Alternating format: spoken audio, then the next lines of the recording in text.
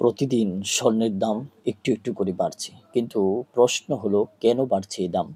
এর কয়েকটি কারণ থাকতে পারে। প্রথম কারণ, বিশ্ব অর্থনীতির অনিশ্চয়তা। যখন মার্কিন ডলার দুর্বল হয় বা বড় বড় দেশগুলোতে অর্থনীতির চাপ পড়ে, মানুষ তখন নিরাপদ বিনিয়োগ হিসেবে স্বর্ণে টাকা রাখে।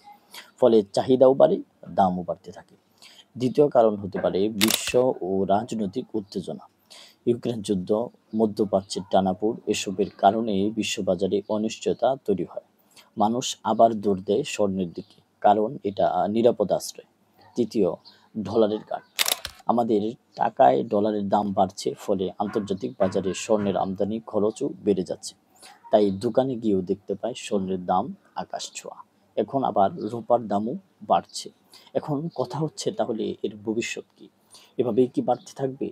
আর আপনি স্বর্ণ কিনছেন কিভাবে? বা আপনি কি মনে করছেন এই মুহূর্তে? জানাবেন কমেন্টে।